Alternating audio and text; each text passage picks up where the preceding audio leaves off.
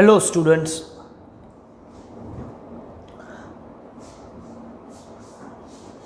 चलिए शुरू करते हैं। Hopefully you all are well and this is the first background detail lecture of statistics. Some of you have already learned statistics as a subject in 12th, those who are from Gujarat board, and those who came from CBSE have learned statistics as a part of economics in 11th standard. So all of you have background of statistics, but still we won't consider that you have perfect background of statistics. हम ऐसा ही मान के चलेंगे कि अब यहाँ से हम फिर से शुरू करने जा रहे हैं स्टैटिस्टिक्स सब्जेक्ट को. तो स्टैटिस्टिक्स का आज जो लेक्चर है वो लेक्चर को मैं नाम दूंगा कि it's chapter number 0. It's not chapter 1, it's chapter 0. यहां से हम आज शुरुआत करने जा रहे हैं.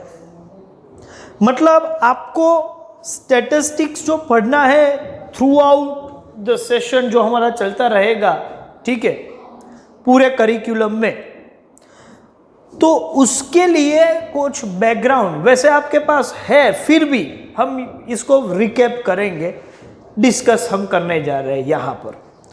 तो ये हमारा चैप्टर 0 है, बेसिक्स ऑफ स्टैटिस्टिक्स, ये मान के चलते हैं, ठीक है.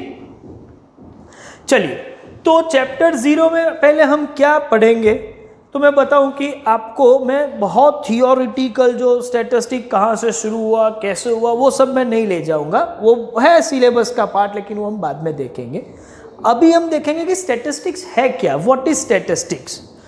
तो देखो, स्टैटिस्टिक्स को 2 सेंस में समझा जाता है. एक सेंस है प्लूरल और एक सेंस है सिंगुलर. तो स्टैटिस्टिक्स है क्या, सपोज मुझे ये पूछना है कि व्हाट इज स्टैटिस्टिक्स, तो उसको 2 अलग अलग सेंस में समझ सकते हैं. एक जो सेंस है उसको हम बोलेंगे प्लूरल सेंस, और दूसरा जो सेंस है उसको बोलेंगे सिंगुलर सेंस. बहुत सिंपल सा है. देखो, ऐसा नहीं कि स्टैटिस्टिक्स में कोई एक मतलब बोल दो तो ये हो जाएगा. कौन से सेंस की बात कर रहे हो, जैसे कि हम बोले कि स्टैटिस्टिक्स ऑफ विराट कोहली, तो विराट कोहली ने कितनी मैचेस खेली हुई है, कितने स्कोर मतलब रन्स कितने किए हैं, सेंचुरी कितनी बार, हाफ सेंचुरी कितनी बार, डिसमिसल 0 पे कितनी बार हुआ है, ठीक है, मैन ऑफ द मैच कितनी बार मिला है, वो टेस्ट मैच के ये सब फिगर्स होंगे, ऐसे ही कुछ T20 के होंगे, ऐसे ही कुछ ODI के होंगे. So all these facts in figures किसके भाई, तो मैंने बोला विराट कोहली के फैक्ट्स इन फिगर्स, तो उसको हम बोलते हैं स्टैटिस्टिक्स ऑफ विराट कोहली.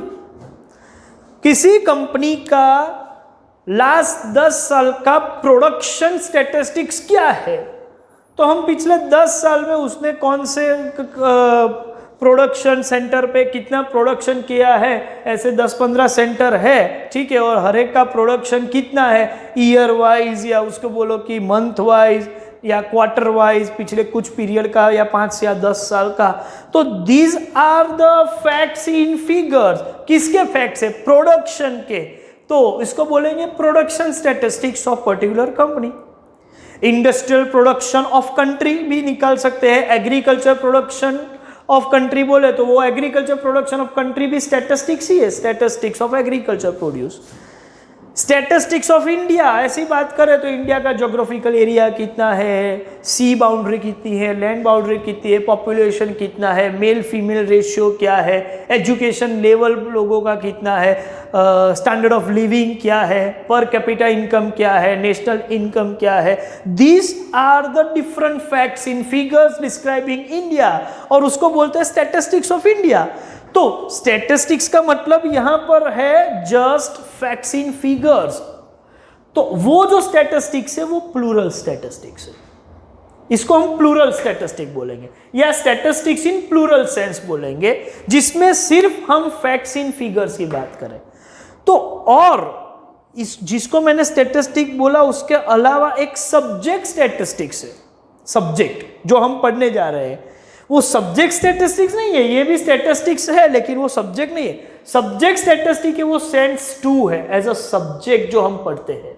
एक शास्त्र है स्टैटिस्टिक्स जो एक बहुत बड़ा शास्त्र है। Of course initially it was a branch of mathematics, but over the period so many development has evolve, और उसके बाद उसको एक स्पेशल स्टेटस मिला है सब्जेक्ट का। और वो जो सब्जेक्ट स्टैटिस्टिक्स है उसको बोले तो वो सिंगुलर सेंस का है, जिसमें फैक्ट्स इन फिगर्स या सिंपली डेटा नहीं है, ये तो प्लूरल हुआ, लेकिन methods of dealing with data, मतलब ये सब फिगर्स के साथ डील करने के लिए जो मेथड्स हमारे पास है वो मेथड्स जो है वो सेंस टू, वो भी स्टैटिस्टिक्स है। और वो स्टैटिस्टिक मतलब सब्जेक्ट स्टैटिस्टिक जो हम पढ़ने जा रहे हैं वो। तो हमारे लिए स्टैटिस्टिक्स का जो मतलब है, ऑफ कोर्स हमारे लिए दोनों मतलब इंपॉर्टेंट है, लेकिन एज अ सब्जेक्ट स्टैटिस्टिक जो मैं पढ़ाने जा रहा हूं वो है statistics in singular sense which deals with what. तो ये जो है methods of dealing with data जो है वो है हमारा सेंस टू सिंगुलर स्टैटिस्टिक। और अकॉर्डिंगली सिंगुलर स्टैटिस्टिक या सब्जेक्ट स्टैटिस्टिक के लिए बोला जाए तो डेफिनेशन क्या है, दोनों सेंस में अलग अलग डेफिनेशन है, लेकिन मैं सेंस टू के हिसाब से, सिंगुलर सेंस के हिसाब से डेफिनेशन बोलूं तो आपको सिर्फ क्या याद रखना, मैं बोलूं आपको याद रखना है कॉपाई। कॉपाई ये सर क्या है, ये स्टैटिस्टिक्स का डेफिनेशन है। क्या बात कर रहे हैं? यस, क्या है डेफिनेशन मैं आपको बता दूं। कॉपाई याद करो पूरा डेफिनेशन हो जाएगा। कॉपाई का मतलब है, स्टैटिस्टिक्स का मतलब होगा it's a science which deals with collection, organisation, presentation, analysis and interpretation of numerical data. क्या बात कर रहे हो, कॉपाई में तो पूरा डेफिनेशन हो गया। यस, देखो क्या मैं फिर से लिख रहा हूं, ध्यान से देखिए भाई।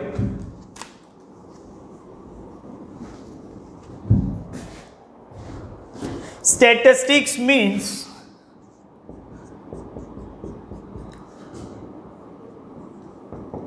collection, organization, presentation, analysis and interpretation of what? Of numerical data. Of numerical data. अच्छा, जो नंबर्स में नहीं है, न्यूमेरिकल्स नहीं है, वो स्टैटिस्टिक नहीं है। स्टैटिस्टिक सिर्फ उसी डेटा के साथ डील करेगा जो न्यूमेरिकल्स है। तो अब क्वेश्चन है डेटा क्या है। डेटा का मतलब है कि कलेक्शन ऑफ वेरिएबल्स। वेरिएबल्स, तो वेरिएबल का मतलब क्या होगा पहले ये पूछेंगे। वेरिएबल मीन्स ऐसा कैरेक्टरिस्टिक जो यूनिट टू यूनिट चेंज होता है। यूनिट टू यूनिट मतलब सपोज मैं स्टूडेंट की बात करूं तो स्टूडेंट मेरा यूनिट है। क्लासरूम में 50 स्टूडेंट है, हमने टेस्ट कंडक्ट किया, सभी स्टूडेंट के टेस्ट के मार्क्स भी निकाल दिए, असेसमेंट करके दे दिया। अब मुझे चाहिए कि एक स्टूडेंट को पूछूंगा तुम्हारे कितने मार्क्स है, वो बोलेगा कि सर 20 मार्क्स है। दूसरे को पूछेंगे तुम्हारे कितने मार्क्स है, 30। तो ये जो मार्क्स है वो ऐसा कैरेक्टरिस्टिक है जो स्टूडेंट टू स्टूडेंट चेंज हो रहा है, तो उसको मैं बोलूंगा वेरिएबल।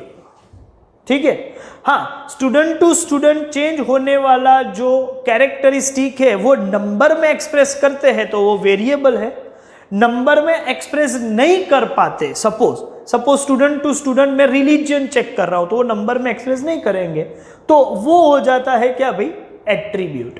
तो वेरिएबल्स और एट्रीब्यूट मतलब एक क्वालिटेटिव और एक क्वांटिटेटिव। वेरिएबल जो होता है वो क्वांटिटेटिव है जिसको हम नंबर में एक्सप्रेस करते हैं, एट्रीब्यूट जो होता है वो क्वालिटेटिव है जिसको नंबर में एक्सप्रेस नहीं करते, ठीक है। लेकिन वो सबका जो कलेक्शन है वो डेटा है, और जिसको नंबर में एक्सप्रेस कर सकते हैं ऐसे डेटा को हम न्यूमेरिकल डेटा बोलेंगे। तो और हमारा ये जो स्टैटिस्टिक्स है वो न्यूमेरिकल डेटा के साथ ही ये सब डील हमको करना है।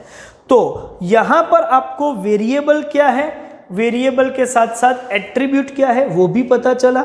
वेरिएबल का कलेक्शन जो है वो होता है डेटा, और ऐसे न्यूमेरिकल वेरिएबल का कलेक्शन जो होगा वो न्यूमेरिकल डेटा होगा। जैसे कि individually marks of the student is variable, but collectively marks of 50 student, तो वो वेरिएबल नहीं है, सभी वेरिएबल का कलेक्शन है तो वो डेटा माना जाएगा।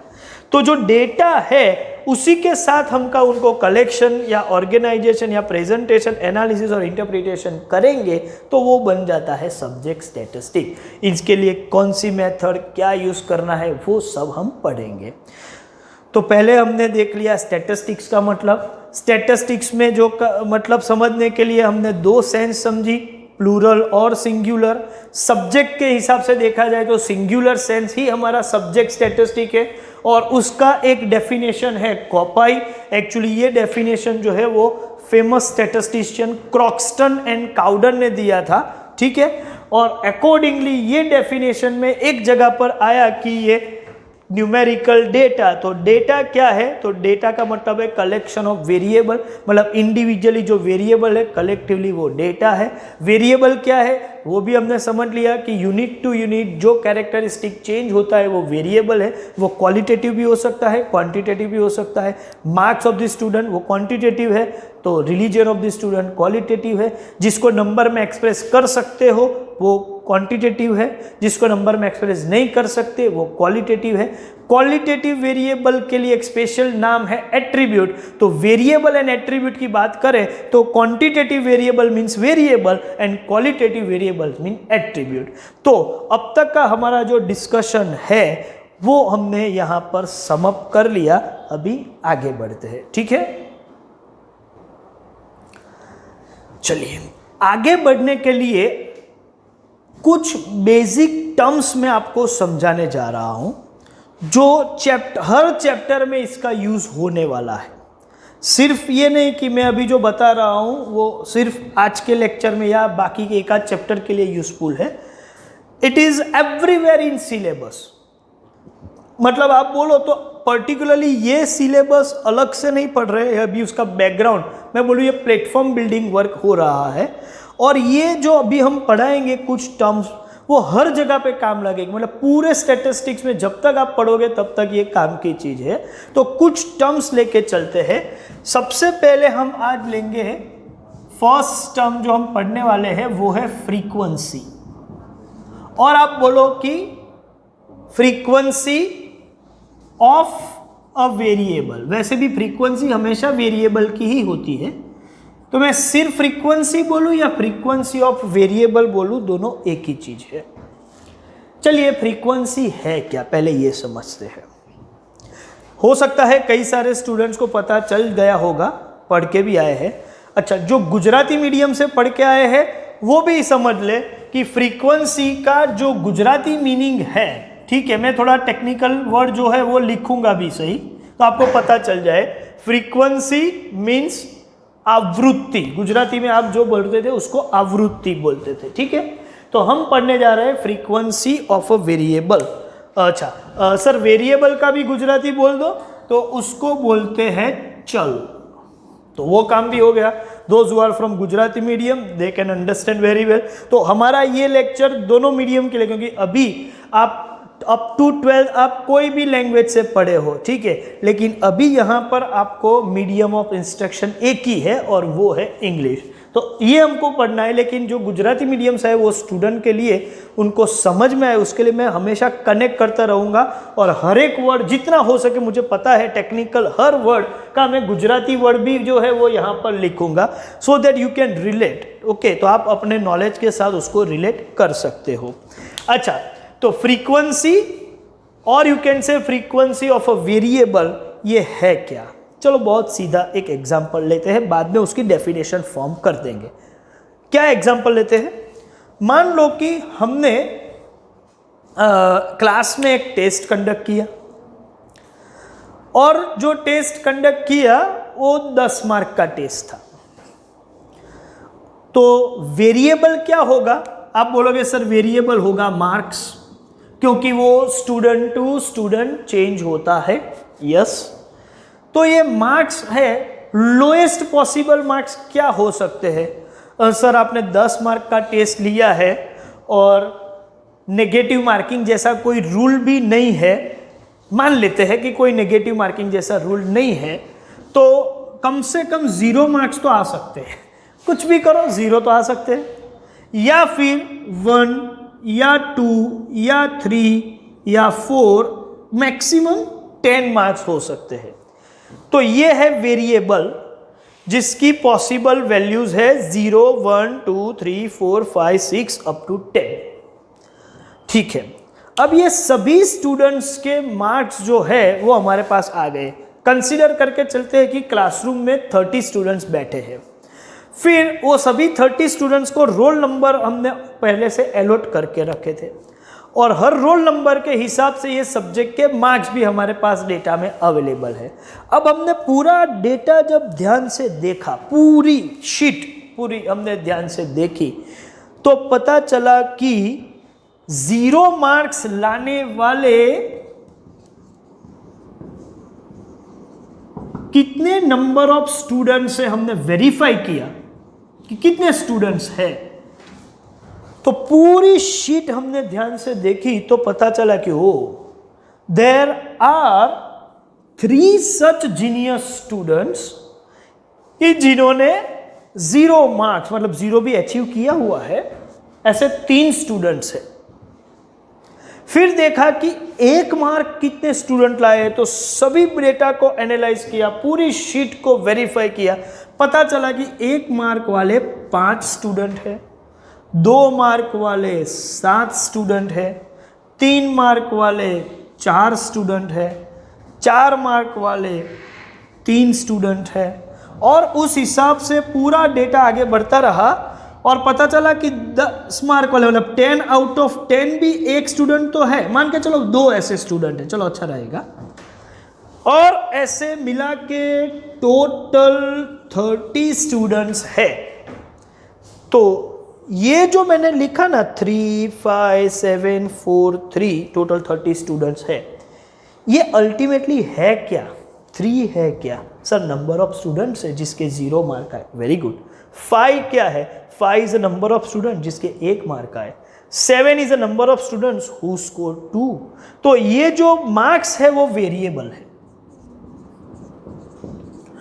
और ये वेरिएबल पूरी डेटा शीट में कितनी बार रिपीट हुआ, तो 0 जो है वो 3 टाइम्स रिपीट हुआ होगा, क्योंकि 3 स्टूडेंट है, इसका मतलब 0 3 बार रिपीट हुआ होगा पूरी वो शीट में हम देखें तो।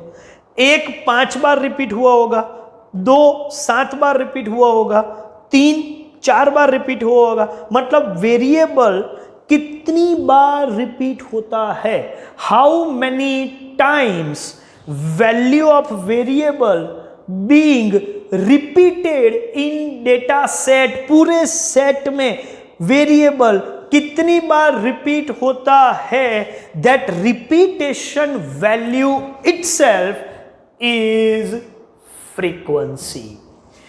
तो ये नंबर ऑफ स्टूडेंट्स जो है वो फ्रीक्वेंसी है, मार्क्स जो है वो वेरिएबल है, और ये वेरिएबल जितनी बार रिपीट होता है वो रिपीटेशन वैल्यू जो है वो फ्रीक्वेंसी है। तो अब हमारा डेफिनेशन फॉर्म हो गया, what is frequency? I can say frequency, और you can say frequency of a variable is number of times value of variable being repeated in data set। चलिए, तो मैं अब ये बैकग्राउंड के हिसाब से फ्रीक्वेंसी का डेफिनेशन या मीनिंग यहां पर लिख रहा हूं, जो हमने समझा है वही। तो क्या मीनिंग लिखेंगे? लिखेंगे कि नंबर ऑफ टाइम्स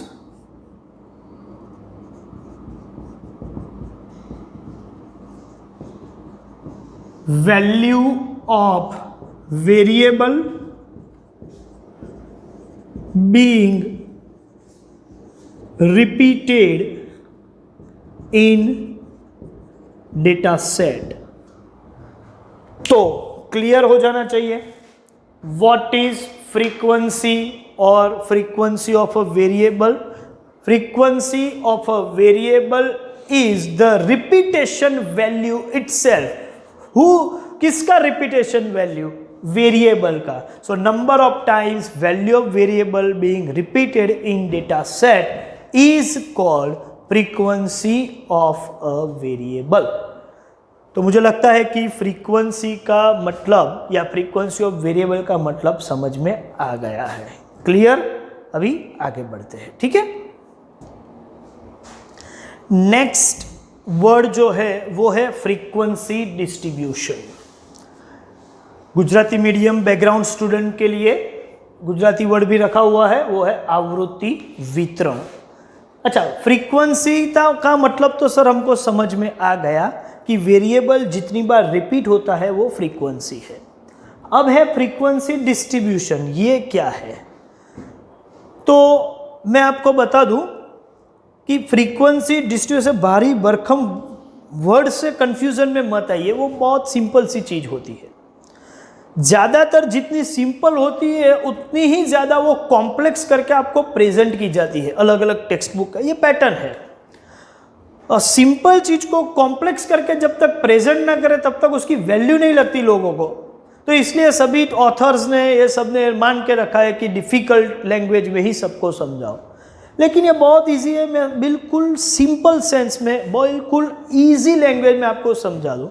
देखो, हमने जो एग्जाम्पल लिया था मैं उसी एग्जाम्पल को फिर से रिपीट कर रहा हूँ कि जो मार्क्स थे स्टूडेंट्स के उसकी पॉसिबल वैल्यू 0, 1, 2, 3 अप टू 10। थोड़ा मैं चेंज करूँगा, डेटा हो सकता है अलग भी हो जाए, सर वही डेटा नहीं है, हो सकता है। और नंबर ऑफ स्टूडेंट्स, तो यहाँ पर 3 स्टूडेंट है, यहाँ पर 5 है, फिर 6 है, 2 है, ऐसे करते हुए यहाँ 2 है और टोटल 30। मैंने थोड़ा हो सकता है एग्जाम्पल चेंज हो गया है। तो आपको पता चल गया कि ये है वेरिएबल और ये है फ्रीक्वेंसी, ठीक। वेरिएबल क्या है? यस, मालूम है। फ्रीक्वेंसी क्या है? मालूम है। अब ये वेरिएबल और फ्रीक्वेंसी को साइड बाय साइड ऐसे प्रेजेंट करके जो हमने पूरा टेबल बनाया, ये टेबल, उसको बोलते हैं फ्रीक्वेंसी डिस्ट्रीब्यूशन। क्या बात है? यस, सिंपल तरीके से मैं आपको बताऊं कि क्या है। सीधा सिंपल लैंग्वेज में frequency distribution is a statistical table. ये एक टेबल ही है। Frequency distribution is a statistical table giving different possible values of variable and its corresponding frequency। corresponding 0 की 3 है, 1 की 5 है, 2 की 6 है, written side by side। देखो, पूरा डेफिनेशन हो गया। Frequency distribution is a statistical table giving different possible values of variable 0, 1, 2, 3 up to 10, ये possible values, and its corresponding frequency written side by side। Clear? तो यही डेफिनेशन जो है वो मैं एक बार यहाँ बोर्ड पे लिख रहा हूँ, लेकिन ये कंप्लीट नहीं है, इसमें थोड़ा मैं मॉडिफिकेशन करने वाला हूँ, लेकिन यहाँ पर मैं बोर्ड पे लिख रहा हूँ, बाद में क्या क्या मॉडिफिकेशन कर सकते हैं उसको देख लेते हैं। ठीक है, चलिए मैं पहले एक बार लिख लूँ। देखो हमने ये डेफिनेशन बोर्ड पे प्रेजेंट भी कर दिया।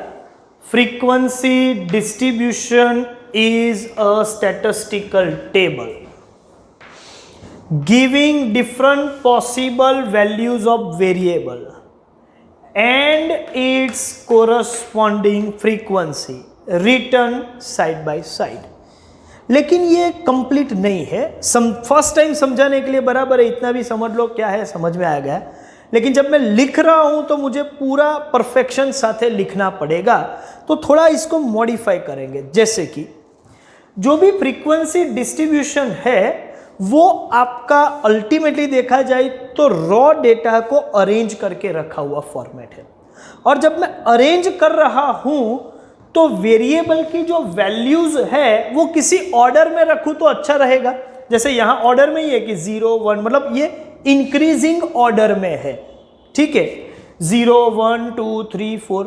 ऐसा भी हो सकता है कि मैं हाईएस्ट पहले रखूं 10, फिर 9 8, डिक्रीजिंग ऑर्डर भी हो सकता है। लेकिन values of variable, her variable की पॉसिबल वैल्यू लिखनी है, हर वैल्यू लिखनी है, लेकिन वो ऑर्डर में अरेंज हो तो अच्छी बात है, क्योंकि ये डिस्ट्रीब्यूशन जो है वो अल्टीमेटली क्लासिफिकेशन है, और क्लासिफिकेशन जो है वो ऑर्गेनाइज करके डेटा हम रखते हैं। तो ऑर्गेनाइज कर रहे हैं तो हैफेजार्ड वैल्यू रखने का मतलब नहीं होता। तो ज्यादातर फ्रीक्वेंसी डिस्ट्रीब्यूशन जो है उसकी जो वैल्यूज ऑफ वेरिएबल है, सिर्फ इतना लिख दूं कि giving different possible values of variable, तो उसके साथ में ऐसा भी लिखूं कि कैसे ये जो वेरिएबल है वो अरेंज किया होना चाहिए, arranged in the order of magnitude। तो क्या है कि वो प्रॉपर सेंस बनेगा। देखो समझने के लिए नहीं भी लिखा होता तो चलेगा, लेकिन जब लिख रहे हैं तो ये लिखना जरूरी बन जाता है।